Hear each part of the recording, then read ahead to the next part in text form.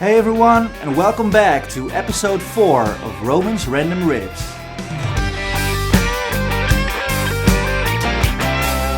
Roman's Random Riffs.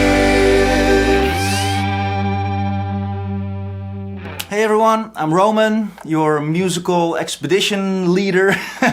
We will go on another musical adventure today, a musical dice challenge to be precise. And I have here 3 custom-made musical dice I've created myself, with each die representing a unique musical concept. These 3 concepts include 12 keys, a couple of different time signatures ranging from 3/4 to 9/8, and then the 7 modes, which include Ionian, Dorian, Phrygian, Lydian, Mixolydian, Aeolian and Locrian. I will throw these dice, and the combination I get out of them has to serve as ingredients for a song I have to write. So hopefully along the way I'm able to explain what I'm doing and share my knowledge about the songwriting process with you, to hopefully help you on your way to write awesome songs out of your own comfort zone. I know for a fact that I will be challenged outside of my comfort zone, because I've written many songs, but not every combination that's possible with these dice. So I'm very excited to dive into the process myself. After that I will record everything and then perform the whole song for you. I hope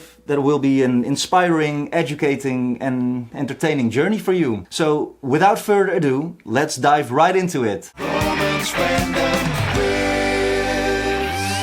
Alright, the moment of truth, the throwing of the dice. We have to shake it very well, make sure it's really random. And here we go. Our time signature of today is 3/4 in the Ionian mode, in the key of D. 3/4 Ionian in the key of D. Let's start with the Ionian mode. The Ionian mode is the first mode of the major scale, essentially identical to the standard major scale itself. So you could say Ionian is another name for the same thing. Its formula in terms of whole and half steps is a whole step, another whole step, a half step, a whole step, another whole step, another whole step, half step, back to the roots. Do, re, mi, fa, sol, la, ti, do. The Ionian mode has a bright, happy and uplifting sound, characteristic of major scales. It's often perceived as stable, making it a to-go-to choice for many musical styles. Also originating from ancient Greek music, the Ionian mode represents one of the foundational modes in Western music theory. It's widely used in a variety of genres, including classical, pop, rock, jazz, basically everything. So it's a very versatile mode. Some notable songs that utilize the Ionian mode include Let It Be by the Beatles, Do Re Mi from The Sound of Music, Happy by Pharrell, Brown Eyed Girl by Van Morrison, and Don't Stop Believing by Journey. But the list goes on and on and on. Then on to the key of D. So the chords in the house of D Ionian include D major, E minor, F sharp minor, G, A major, B minor, C sharp diminished, back to D. And last but not least, the time signature of 3/4. If I'm not mistaken, we had the same thing in the first episode, but let me briefly explain what a 3/4 time signature means. It simply means we have to have 3 counts in a bar. 1, 2, 3, 1, 2, 3. So now that we know what ingredients have to be incorporated in this song, let's dive into the creative process and see what we can come up with. Roman's Random Riffs. In case you were wondering how I'm able to grow a beard between 2 shots, well, getting a visit from our old friend COVID really helps. I was out of the running for 2 weeks, unfortunately, but here we are again, back on track and back at it. And what is nice about the Ionian mode is that it gave birth to a musical concept we are all probably familiar with, which is called the 4-chord song. That's a chord progression of 4 chords. It's the 1 chord, the 5 chord, the 6 chord and the 4 chord. With those 4 chords you can kind of play 200, 300, 400 songs, I don't know how many, but a lot of songs are using this chord progression. Just turn on the radio and you will hear it in one way or another, because you can also mix that order up, but it still remains a 4-chord song. And typically in a 4-chord song you will keep using those 4 chords for the entirety of the song. Maybe we can start with those 4 chords and use the 4-chord song as kind of a basic concept, but I want to allow myself liberty to use some other chords here and there when I feel the need to. Anyway, every key has kind of unique features to it, and the key of D is a very nice key because you can tune your guitar to an open D tuning or a dead get tuning or a drop D tuning. There's a lot of cool things we can do with a D chord. So maybe we can start by tuning the guitar to a drop D tuning, which means the E string goes to a D. And what's very nice now is that we have this low D note, which makes our D chord, our home chord, a lot fuller than just... Also nice, but this has some real depth to it, which is also really nice for playing riffs. Anyway, I'm getting off track here. Let's use this 4-chord song progression. Only I feel like I want to look for something more interesting than just our regular cowboy chords. So what about if we use some inversions of the chords on the lower strings? A 1 chord, D, to our 5 chord A, to our 6 chord B minor, to our 4 chord G. And if we use the 3/4 time signature, we could get 1 and 2 and 3 and something like that. 1 and 2 and 3 and 1 and 2 and 3 and maybe play it palm muted. 1,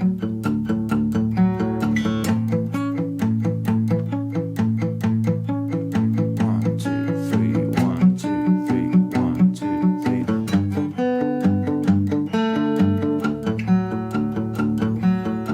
That's already nice, I think.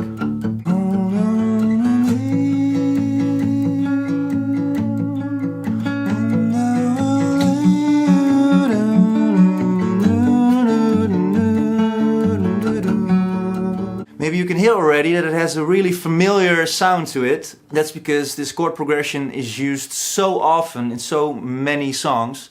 It's kind of the blues progression of the modern day. I think that's already a very nice verse. Let's look for a B part, which kind of complements this. So, since we're playing this first part palm muted, and really on the lower strings, which makes it very suitable for a verse, we could look for something more open in the chorus. Maybe use a chord we haven't used yet, like E minor. 1, 2, 3, 1, 2, 3. Maybe to B minor. 1, 2, 3, 1, 2, 3. That's a F sharp minor. Then to G. It could work, and maybe repeat those 2 chords, and then through A back to E minor. Because the 3/4 time signature in combination with the Ionian mode is such a familiar sound, we could look to make things a little bit more interesting by playing with the moments we change chords. So, for instance, I could say 1, 2, 3, 1, 2, 3. Like on this 3rd count, play another chord quickly and then go to the next chord. So we kind of get more surprising changes, which makes it less predictable. So 1, 2, 3, 1, 2, 3, 1, 2, 3, 1, 2, 3, 1, 2, 3, 1, 2, 3, 1, 2,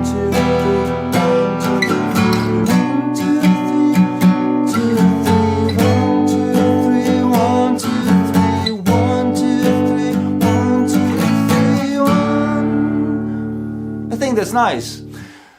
A little idea pops into my mind because we're in this drop D tuning, but we could also go to a dead gat tuning, like I mentioned earlier, and then we have the ability to play the open high strings with all those chords, which kind of gives a nice contrast to the verse where we play on the thicker strings, and when we open it up in the chorus with the higher strings that kind of shimmer in the background along everything. So let's go to this tuning quick.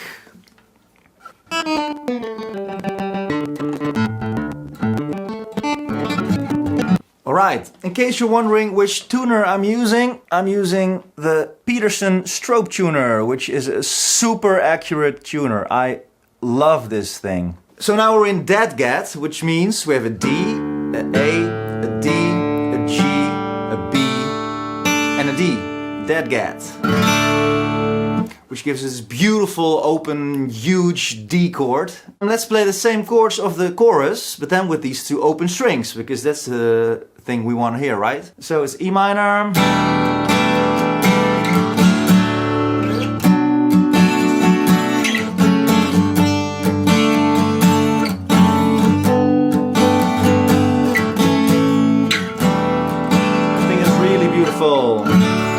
I think I want to try to stick to these two parts and see if I can keep things interesting by adding stuff and removing stuff in the arrangement in the recording when I will be recording later on. I think it's time to play this thing through back to back so we can hear what it does as a whole. So let's start with the verse.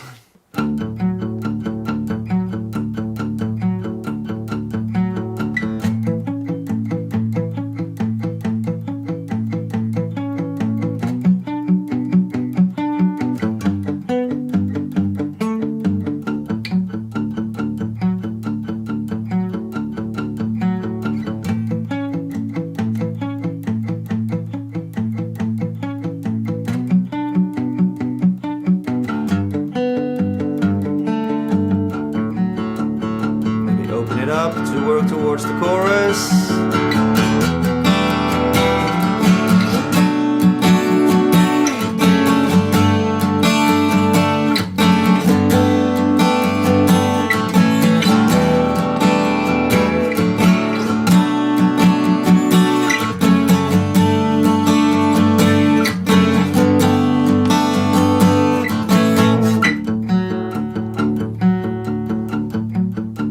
I will turn around now, dive into the computer, record everything, and I will get back to you real soon.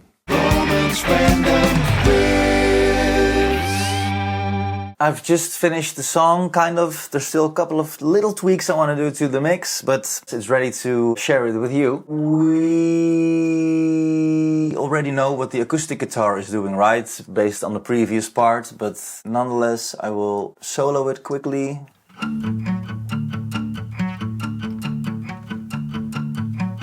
Well, that's clear what that does. Then I doubled the exact same part with an electric clean guitar. And I think that makes for a really interesting texture of both sounds, the acoustic and the electric combined. They both have a different attack and different quality to them, and mixed it sounds really full and large. And I really love it.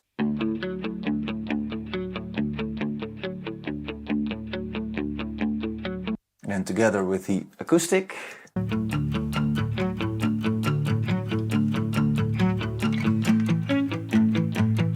I think that's a nice sound. So the song starts with this and some vocals, but we'll get to that later. And then halfway this verse, the bass, guitar, and the drums come in with just the kick drum and just the bass. About here.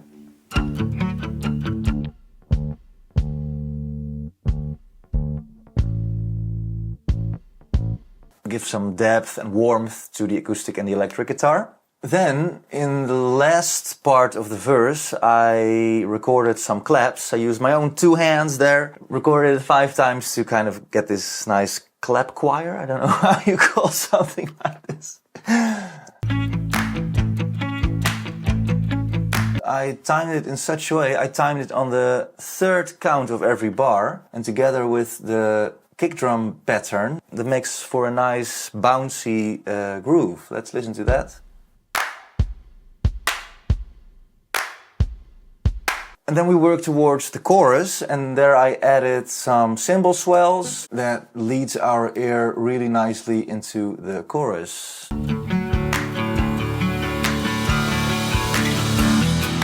And for the chorus, I kind of stick to the recipe of dubbing the acoustic guitar with electric. So it's the same part played on 2 different guitars, recorded twice, so it makes up for 4 tracks in total. Kind of spread them out so they make this really big wall of guitar. And for the drums, I've added a ride cymbal and a snare. I've changed up the spot where the clap and the snare are compared to the verse here in the chorus. Because in the verse they were on the 3rd count. 1, 2, 3, 1, 2, 3, 1, 2, 3. But in the chorus, they're on different counts. 1 and 2, 1 and 3, 1 and 2, 1 and 3. So that little rhythmical modulation makes for a nice contrast compared to the verse. Speaking about contrasts, there are a couple more things I did to create contrasts. If you have been following this channel, you know the word contrast is the magical word in music, because by creating contrasts you make things interesting. To make this whole thing interesting, I created contrasts starting with the verse with this 8th note picked muted acoustic / electric guitar. But the vocal line, that's really more on the longer notes. So just the guitar and the vocal. Some light leaks through the window. So long notes against short notes. That's one contrast. Also, we have a dynamic contrast. I'm playing it softly here, singing softly. Later on in the chorus, I will play more open with the open strings and strum the guitar and also change up the rhythmical pattern there. So we divert from this 8th note muted pattern to a more open quarter note kind of thing for the guitar. And then the vocal is singing a faster line, more words. So we kind of shift what we're doing in the verse and the chorus with the pattern for the music and for the vocals. That's a really nice little trick to use. Also, a contrast is in the verse I started the words on every 1st count of the bar. Some 1, 2. I actually have a little upbeat there. But in the chorus I come in later. in stillness.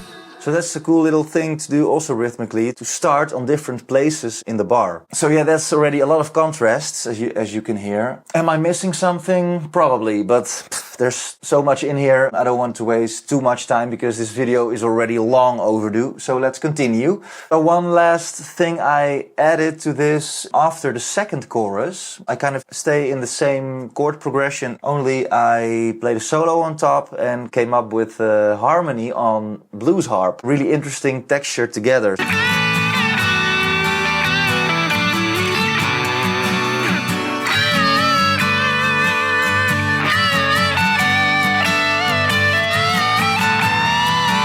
I won't spoil everything because there also have to be still some surprises left when you hear the performance later on. One last thing worth mentioning here is what I did for the vocals. I came up with some harmonies kind of throughout the whole song. It just starts in the beginning with just one vocal, nothing's double tracked, just one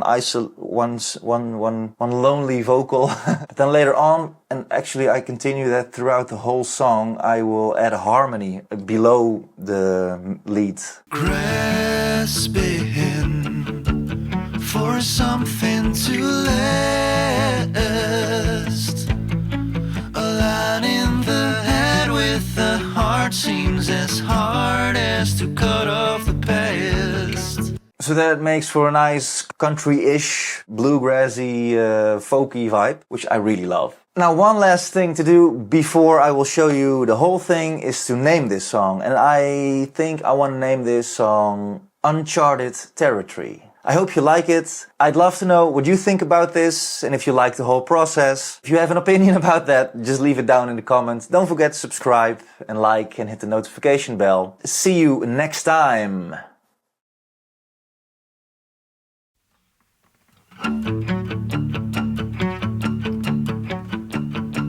Some light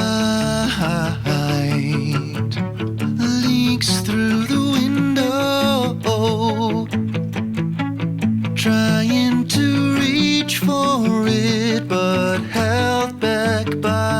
shadow. Grasping for something to last. A line in the head with the heart seems as hard as to cut off the past.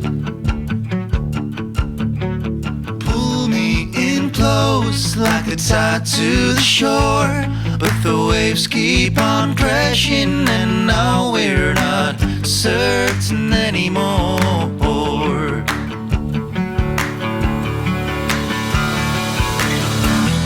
In stillness we linger, moments run dry, hearts beating slowly, we'll give it a try, searching for something to get to the light. With shadows surrounding us, we're running out of time. Surrender and let it all be.